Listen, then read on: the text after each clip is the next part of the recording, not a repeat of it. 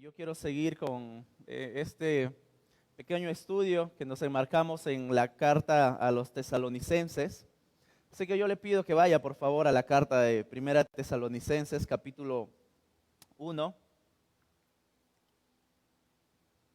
Primera de Tesalonicenses, capítulo 1. Pero antes de que le demos lectura a la porción de la palabra en esta noche, no sé, como cada uno de nosotros, pero constantemente estamos dando gracias a Dios, ¿verdad? Seguramente por la salvación. Agradecemos al Señor por su sacrificio que hizo por nosotros. Agradecemos a Dios por el cuidado que nos da día a día.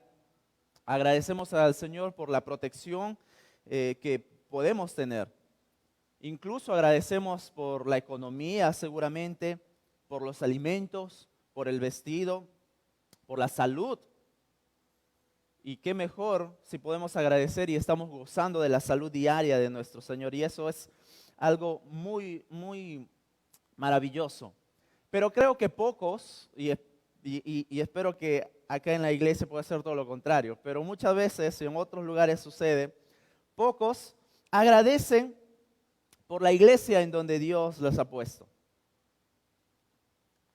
Pocos o muy pocos por aquellos hermanos que quizás son particularmente difíciles de amar, ¿verdad? Usted me entiende. Pocos agradecen por aquellos hermanos que ahí les cuesta o nos cuesta amar a ellos. Pero cuando observamos al apóstol Pablo, que es el autor de la carta, las cosas por las que podemos agradecer, mis hermanos, son mucho más profundas y de verdad van mucho más allá de lo que está a nuestro alrededor. Las cosas por lo que normalmente agradecemos quedan cortos a la visión de Pablo cuando él habla en cuanto al agradecimiento. Y es ello lo que quiero ver en esta noche, en esta carta. Cómo es que por medio del agradecimiento que hace Pablo a Dios en estos momentos, son unas señales para nosotros de cómo es una iglesia fiel. Y eso es el tema que quiero que veamos en esta noche. Señales de una iglesia fiel. Seguramente hay muchas otras, hay muchas, pero solamente quiero que veamos unas tres nada más. Primera de Tesalonicenses, capítulo 1, por favor, versículo 2 al 5. Dice así la palabra del Señor. Damos siempre gracias a Dios por todos vosotros, haciendo memoria de vosotros en nuestras oraciones, acordándonos sin cesar delante del Dios y Padre nuestro de la obra de vuestra fe, del trabajo de vuestro amor y de vuestra constancia en la esperanza en nuestro Señor Jesucristo. Porque conocemos, hermanos amados de Dios, vuestra elección, pues nuestro evangelio no llegó a nosotros en palabras solamente, sino también en poder, en el Espíritu Santo y en plena certidumbre. Como bien sabéis cuáles fuimos entre vosotros por amor de vosotros. Vamos a orar, por favor, antes de continuar en esta siguiente parte de la palabra del Señor. Señor, te pedimos que en este momento tu Espíritu Santo nos pueda guiar, que a través de tu Espíritu Santo tú puedas hablar a nuestros corazones, que tú puedas hablarnos a cada uno de nosotros, incluso por aquellos que nos están visitando.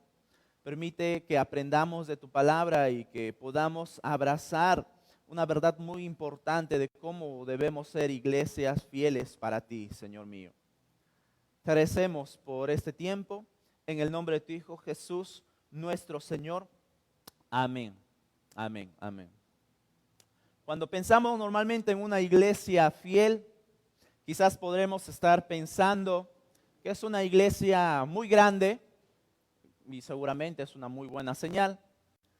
Podríamos estar pensando en una iglesia que tiene una infraestructura muy pomposa. Podríamos estar pensando de repente en una iglesia que tiene muchas cosas socialmente, muchas áreas que hace. Y seguramente cada una de estas cosas son muy importantes y dan señal de cómo una iglesia trabaja y nos muestra sus diferentes áreas, ¿verdad?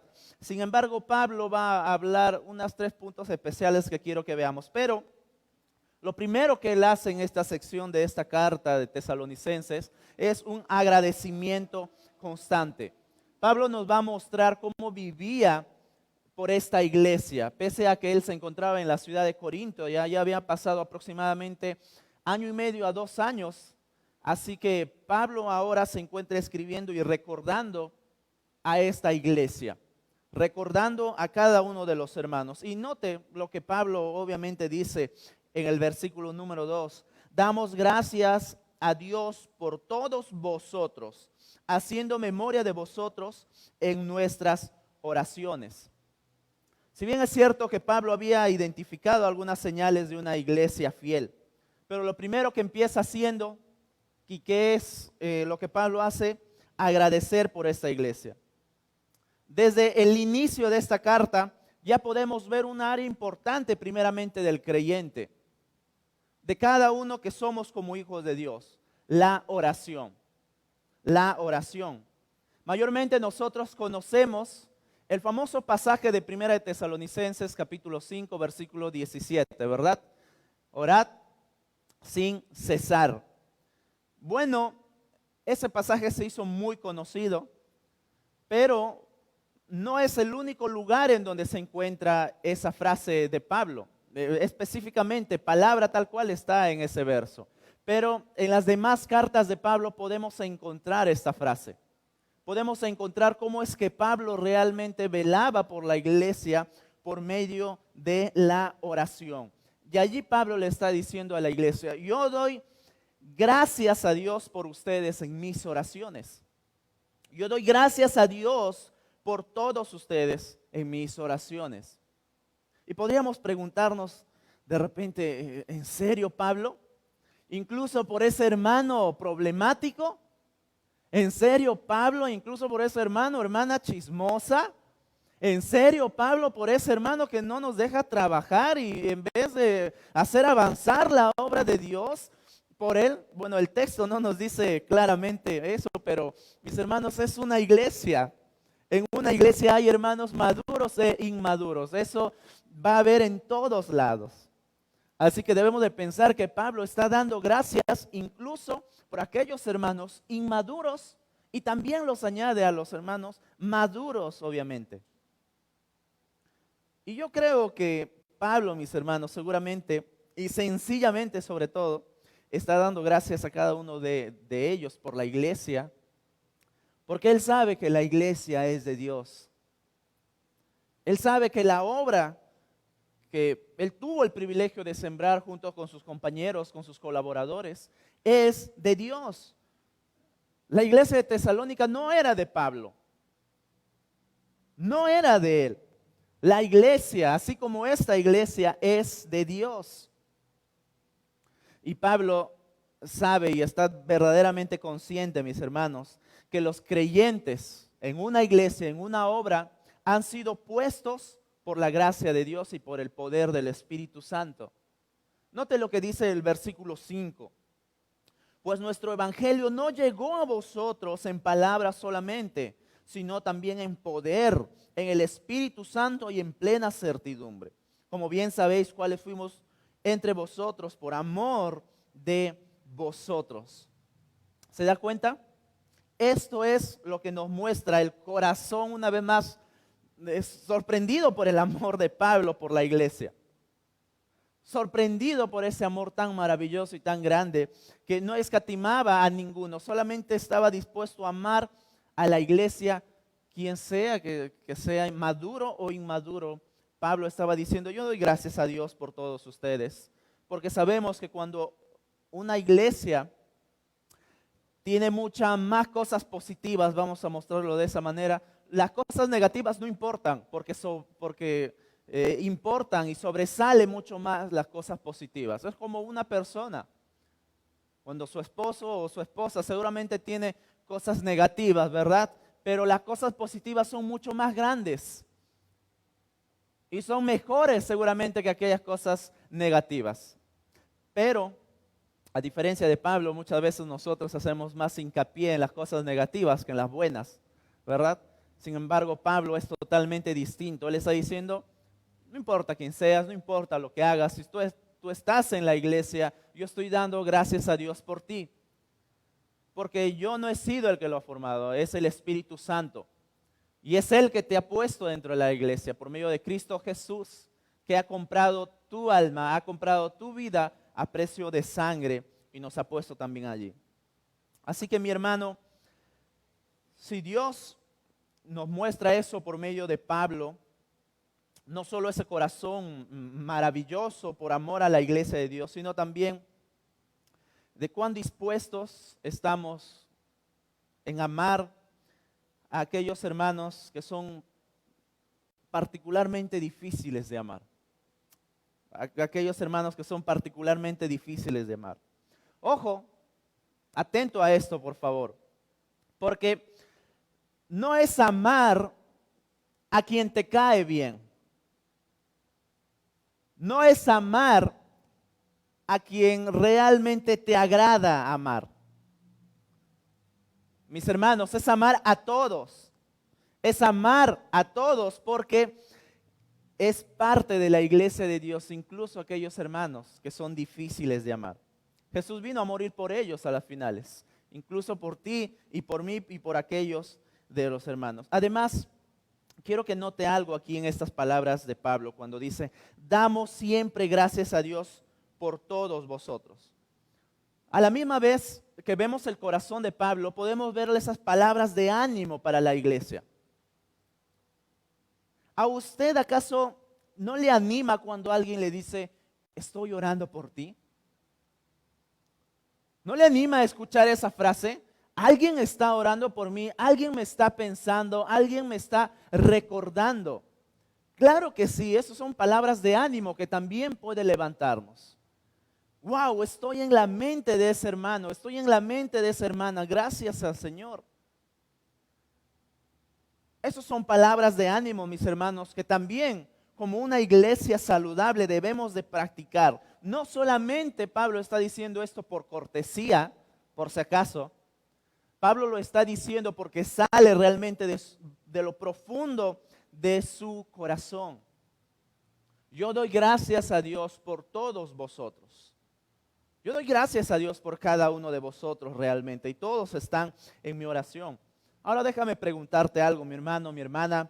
Nuestra oración que levantamos al Señor por nuestra iglesia, ¿se parece a la de Pablo? Ora siquiera un momento usted por su iglesia en su casa. Ora siquiera un momento usted por los hermanos, por las hermanas, por los líderes, los pastores de la iglesia. ¿Se asemeja sus oraciones a la oración de Pablo y a su deseo, a su corazón por la iglesia del Señor?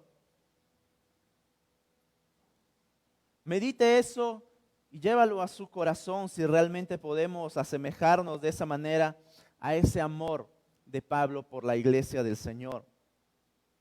Ahora, eso es un punto que podemos ver hasta este verso. Lo siguiente es que Pablo va a mostrar maravillosamente que hay un punto de partida en la cual una iglesia empieza a caminar sola, empieza a andar sola. Es decir, hay un punto en el cual una iglesia ha abrazado la visión y el corazón de Dios para avanzar en este mundo. No necesita de que le estén diciendo, corrigiendo, haciéndolo recordar que es muy bueno, sino que esta iglesia empezó a andar sola. La iglesia empieza a dar frutos y empieza a dar señales de ser una iglesia fiel a su Señor. Y por favor, cuando hablo de la iglesia, no quiero que piense en una infraestructura, no quiero que piense en un edificio. La iglesia somos cada uno de nosotros como persona, en donde conocemos nuestro papel, en donde conocemos nuestra posición en la iglesia y empezamos a caminar conforme a la visión y al corazón del Señor. Donde empezamos a dejar a un lado nuestros requisitos que ponemos en la iglesia y donde empezamos a hacer correr la visión, a levantar realmente a la iglesia del Señor. Yo creo que todo pastor quisiera tener una iglesia así.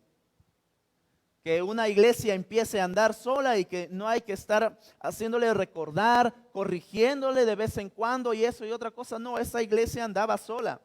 Y Pablo empieza a mencionar cómo es que esta iglesia tenía esos aspectos de fidelidad. Porque Pablo no les hace recordar, les agradece al Señor de cómo esta iglesia verdaderamente aprendió a ser fiel al Señor. Entendió cuáles son los aspectos de mí como un hijo de Dios para mostrar a los demás el reino de Dios. Mira lo primero que hacía esta iglesia, versículo 3. Acordándonos sin cesar delante de Dios y Padre nuestro. ¿Qué dice? Primero, de la obra de vuestra fe. Mira la primera señal de una iglesia fiel. Las obras de la fe. Si bien es cierto, mis hermanos, nosotros no hacemos obras para obtener la salvación o para ganar la salvación, porque somos salvos por medio de la fe. Somos salvos por medio de creer solamente en nuestro Señor Jesucristo, arrepentirnos de nuestros pecados y que Él gobierne y reine en nuestras vidas. Lo que se está refiriendo Pablo es a una obra que resulta de nuestra fe. Escuche bien esto. Se refiere Pablo a una obra que resulta de nuestra fe. Es decir, ahora que yo soy un cristiano, ahora que yo soy un hijo de Dios, con mucha más razón voy a dar un buen testimonio. Con mucha más razón voy a hacer buenas obras. Porque eso es lo que dice Efesios capítulo 2, verso 10. Porque somos hechura suya, creados en Cristo Jesús para buenas obras. Creados en Cristo Jesús para buenas obras. Ese tipo de iglesia era la iglesia de Tesalónica. Había entendido que si habían sido salvos, que si habían creído en Jesucristo, no era para ser una iglesia más del montón, no era para ser un cristiano más del montón, sino para hacer un cambio, para hacer una transformación, para ahora con mucha más razón hacer buenas obras que testifiquen que soy un hijo de Dios. Esa clase de iglesia era Tesalónica. Sus obras demostraban realmente su fe en Dios. Eran obras que estaban llenas de gracia, de amor y de misericordia de Dios. Y déjame decirle, mi hermano, que cuando empezamos a demostrar este tipo de obras, este tipo de fe que va acompañada de obras, nuestra sociedad empieza a ver eso. Nuestra sociedad empieza a observar y se da cuenta. Nuestra sociedad está atento. Y eso es lo que necesita nuestra sociedad y nuestro alrededor. Le hace falta un buen testimonio de creyentes que entienden realmente cómo ser parte de una iglesia del Señor. No es solamente calentar bancas, no es solamente venir un domingo y regreso a mi casa y sigo siendo el mismo de antes o la misma de antes. Esta iglesia y cada uno de sus miembros empezó a darse cuenta de que yo como un hijo de Dios ahora podría transformar con mi testimonio, transformar con mis obras e impactar con todo lo que haga en mi sociedad. Así que mis hermanos, no porque somos buenos, por si acaso, en nosotros mismos vamos a hacer estas obras. ¿Sí? Porque muchas veces quieren ganarse la gloria en el hacer las obras. Voy a hacer esto para que me vean a mí, para que me vean lo bueno que soy. No, mi hermano, no, mi hermana.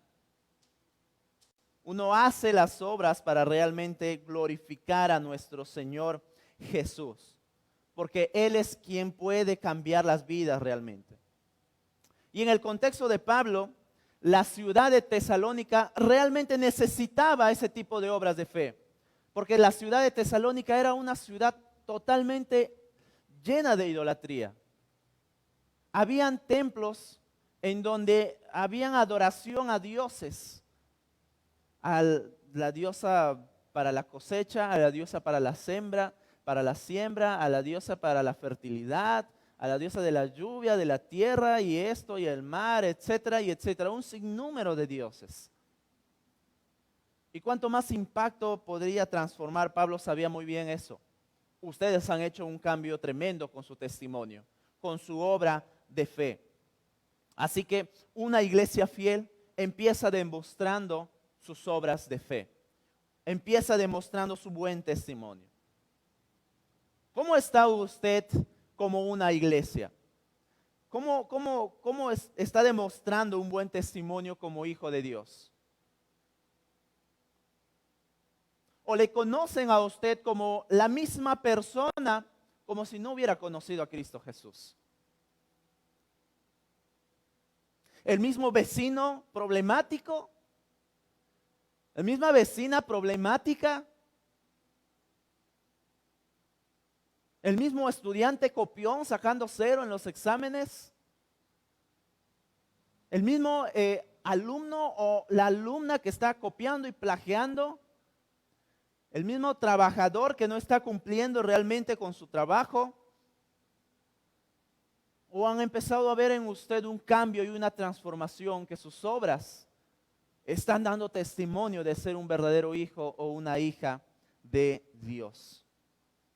En eso es como tenemos que pensar y meditar. Lo siguiente de una iglesia fiel, Pablo lo menciona seguidamente allí. Pablo menciona y Padre nuestro de la obra de vuestra fe, del trabajo de vuestro amor. Esa es la siguiente señal, el trabajo de amor. Si bien es cierto, mis hermanos, Pablo menciona 2 cosas que están separadas acá, pero las finales son lo mismo. Son lo mismo. Las obras de fe y el trabajo del amor van juntos. Porque Pablo menciona que esto, el trabajo de amor, es un amor sacrificial. Es un amor que da mucho más de lo que le piden. Y esta iglesia no solamente estaba siendo conocida por su obra de fe, sino por su amor sacrificial. Es decir, estaba practicando realmente un amor que estaba dando mucho más allá de sus fuerzas. Y otra traducción de esta frase podría ser el trabajo fatigoso de amor. Porque la palabra que se traduce como trabajo hace referencia a un trabajo arduo, a un trabajo que te lleva a la fatiga, a un trabajo que realmente te cansa. Y Pablo le está diciendo, ustedes vienen trabajando con ese tipo de amor, un amor que te lleva a dar más de lo que te piden. Y junte ese trabajo fatigoso con un amor incondicional de esa iglesia, estaba impactando realmente, mis hermanos, a su alrededor. Y eso quiero que tengamos en cuenta, porque el servicio trae mucho cansancio, mis hermanos. El servicio no solamente trae cansancio físico, también espiritual, también mental. Y esta iglesia estaba llegando hasta el cansancio. Su trabajo era a esta gran magnitud, a esta gran escala, que no pasaba desapercibido de su sociedad. No pasaba desapercibido de su sociedad. Así como podemos ver también dentro de nuestra iglesia, podemos reconocer que hay hermanos que trabajan hasta la fatiga, mis hermanos, hasta el cansancio. Muchos de los que vienen a servir los domingos están desde temprano trabajando y sirviendo para el Señor, dejando de descansar mucho más, recuperar las fuerzas que han tenido durante la semana del trabajo. Vienen y están sirviendo desde temprano al Señor.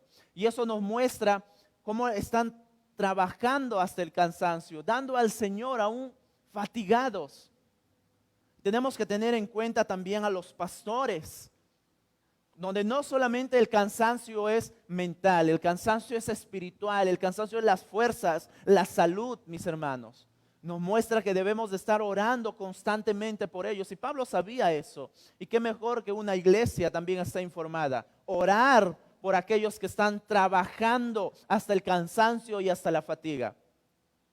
Porque una iglesia realmente se mantiene de esta manera cuando hay gente trabajando, dando más allá de lo que le piden, dando fuerzas incluso desde donde no lo hay, sacando fuerzas desde estamos muy cansados y allí estaba como ejemplo esta iglesia. Y tenemos varios ministerios también de esta iglesia. Hermanos que trabajan dando duro a pesar de estar cansados. Varios ministerios, maestros de escuela dominical y muchas áreas más. Y este tipo de trabajo está sostenida, mis hermanos, de la mejor forma cuando hay gente trabajando hasta el cansancio. Una obra que ha sido sembrada por el Señor avanza cuando hay personas que están trabajando, aún en fatiga, están dando lo mejor para ellos. Y nadie en este lugar, seguramente en la iglesia de Tesalónica, se iba a servir simplemente para su propia gloria. Todos sacrifican tiempo, todos sacrifican incluso recursos económicos para dar para la gloria del Señor, porque entendemos que es un privilegio servir a Jesús. Entendemos que es un privilegio dar más allá de lo que el Señor nos pide. Y aquí es donde podemos ver qué es lo que mantenía a esta iglesia adelante. ¿Qué es lo que animaba a esta iglesia a servir y a dar de esa manera? Lo menciona la última parte. Era su constante esperanza en el Señor Jesucristo y de vuestra constancia en la esperanza de nuestro Señor Jesucristo. La esperanza en nuestro Señor que tenemos es uno de los motores que motiva a servir en la iglesia. Porque sabemos de lo que Él ha hecho por nosotros y de lo que un día estaremos con Él, que estamos aquí, mis hermanos, predicando la palabra, enseñando, orando, animando a otros, porque tenemos esperanza en nuestro Señor, como dice Pablo. Si no tuviéramos esperanza, porque Pablo menciona seguramente, algunos pensarían que Jesús no había resucitado de repente en la carta a los Corintios, entonces no habría ninguna esperanza. Nuestra fe se sostiene porque creemos y estamos convencidos de la resurrección de nuestro Señor Jesucristo. Y Él volverá un día por nosotros. Y eso nos motiva a estar fiel y seguir sirviéndole a Él. Y eso es un motor de servicio para cada uno de aquellos que han sido llamados a servirle y que están sacrificando su tiempo. Una iglesia que no tiene esperanza en su Señor puede llegar a andar sin rumbo. Puede llegar a andar sin sentido. Solamente trabaja del día a día sin ninguna esperanza, sin ningún propósito. Lo que nos mantiene a nosotros firmes es que el Señor, con sacrificio que estamos dando y con cansancio, un día estaremos con Él. Un día estaremos con Él. Ahora note lo que Pablo va a mencionar en el versos 4 al 5. Porque conocemos, hermanos amados de Dios, vuestra elección. Pues nuestro evangelio no llegó a vosotros en palabras solamente, sino también en poder, en el Espíritu Santo y en plena certidumbre. Como bien sabéis, cuáles fuimos entre vosotros por amor de vosotros. Ahora Pablo cierra ese paréntesis que hace para mostrar las señales de esta iglesia fiel y muestra el por qué Pablo está tan seguro de orar y está agradecido al Señor de estar clamando por ellos. Número 1, por la elección de nuestro Señor. No es que ellos hayan elegido al Señor, otras versiones lo traducen de una mejor manera, de la elección del Señor de ustedes. Como ya habíamos mencionado anteriormente, si bien es cierto que la elección es parte de nuestro Señor y a nosotros no nos compete saberlo, quiénes son y quiénes no, a nosotros nos compete predicar el Evangelio de Jesucristo a todo aquel que cree. Y la salvación le es dado a todo aquel que cree en el Señor Jesucristo.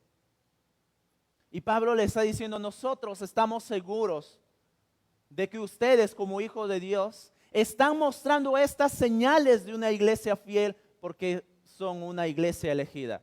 Son unos cristianos que realmente han sido elegidos por el Señor y están dando buenos frutos.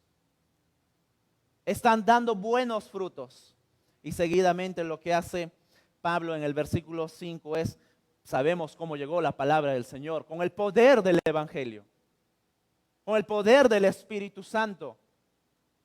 Aquí se está mencionando al Espíritu Santo y su influencia en la salvación, cosa que en el versículo 1 Pablo no menciona al Espíritu Santo, solamente dice en Dios Padre y en el Señor Jesucristo. Pero sabemos que indirectamente allí está el Espíritu Santo. Y acá Pablo está mencionando la obra del Espíritu Santo. ¿Cómo es que el Espíritu Santo nos da la certidumbre, mis hermanos, de cómo Pablo había llegado a predicar el Evangelio y cómo se comportó entre ellos? Así que lo que tenemos que preguntarnos ahora, a lo largo de todo este tiempo, como iglesia y como creyente, ¿estamos viviendo como una iglesia fiel? ¿Estamos viviendo como una iglesia que está dando frutos de su obra de fe, de su amor sacrificial y de su esperanza que tiene en Cristo Jesús? Si estamos dando señales de esa fidelidad al Señor, vamos a poder comprender que realmente hemos sido una iglesia planeada en la eternidad del Señor. Como Pablo menciona, sabemos de vuestra elección, porque ustedes han sido una iglesia elegida en el Señor. Y eso, mis hermanos, es una causa de regocijo para nosotros, porque entendemos que no hemos sido salvos por algo al azar. No hemos sido salvos por obra de la suerte. Somos salvos porque en la eternidad el Señor nos escogió para buenas obras. Y usted y yo, que estamos escuchando su palabra y que somos hijos de Dios, podemos vivir haciendo eso. Podemos vivir dando buenas obras, haciendo buenas obras en testimonio de que somos hijos de Dios. Y a lo largo de su servicio en la vida de Pablo, él va a profundizar muchos años más adelante estos 3 puntos de la fe, el amor y la esperanza. Porque un par de años más adelante él escribe a la carta de Corintios y él dice lo siguiente, 1 Corintios capítulo 13, versículo 13. Y ahora permanecen la fe, la esperanza y el amor.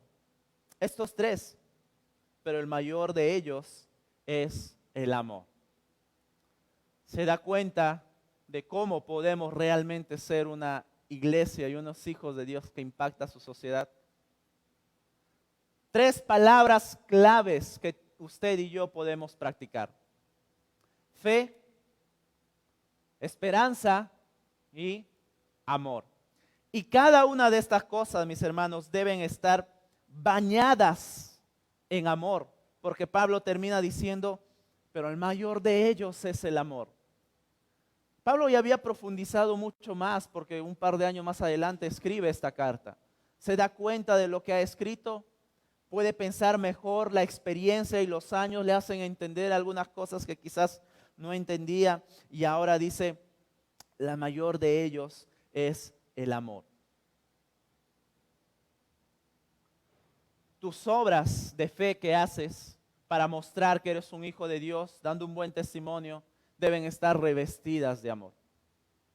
Deben estar revestidas de la gracia, el amor y la misericordia de nuestro Señor. Porque no lo hagas solamente con palabras.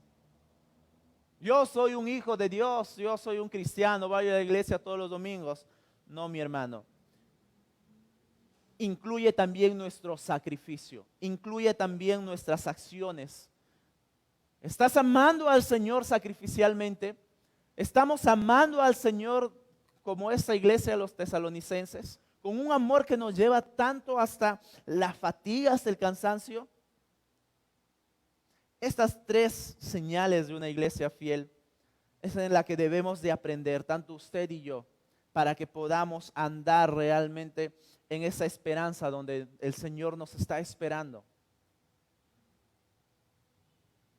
¿Cómo está tu testimonio? ¿Cómo está tu obra de fe? ¿Cómo está tu amor al Señor, tu amor sacrificial? ¿Cómo está tu trabajo al Señor? cómo está tu esperanza en el Señor?